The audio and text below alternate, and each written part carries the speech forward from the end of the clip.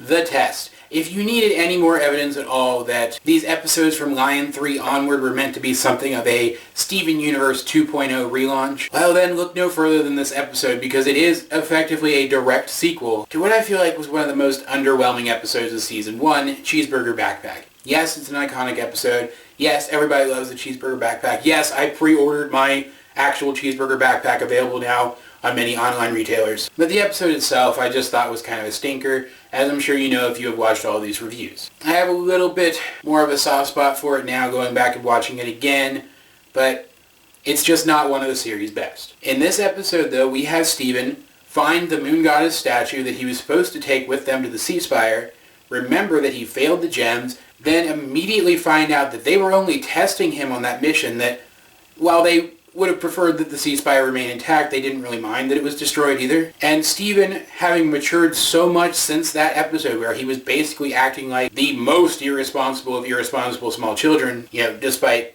coming up with all the good ideas that episode, he demands another test to prove himself. But the gems don't think he needs to at this point, because from their perspective, between all the stuff he's done recently just in general and how he just proved himself a couple episodes ago at Warped Tour, they believe in him, but it seems like he doesn't. So they rearrange the metaphysical properties of the temple interior, I think is how they said it. Basically, they transform the interior of the temple, which is more evidence for our gem building's grown theory, by the way. They change the interior of the temple around and turn it into like a 3-stage platform video game in real life. And Steven goes through and he's guessing which one of the gems created each stage, and he's having a merry old time with it until one of the death traps would have hit him, but stops. And he realizes, he goes back through all the different chambers, and he realizes that it was rigged from the very beginning so that it couldn't actually hurt him. So he kind of walks up and out of the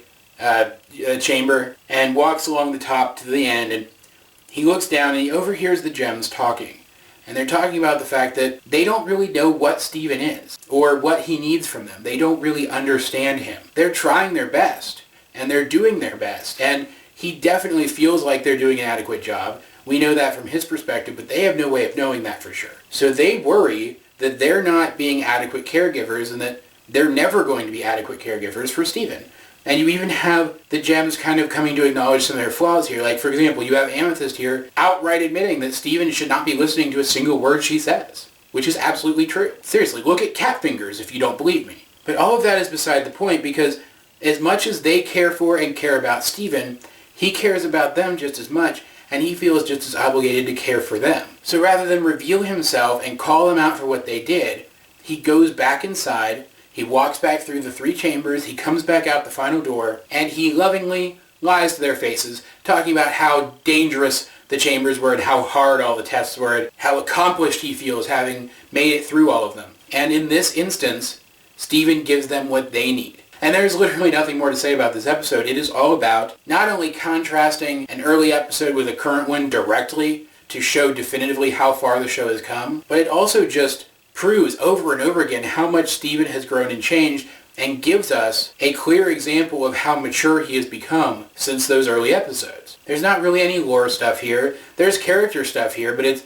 actually pretty simplistic, and it's stuff that I'm sure a lot of fans had already picked up on. It's just really nice to see it presented in this way in this episode, with great visuals presented by the Death Traps, with probably some of the best voice work of the series coming from the gems in that scene where they're doubting themselves. And overall, I think one of the best family moments we've ever seen between Steven and the gems in the entire series, and I'm including episodes that take place after this one.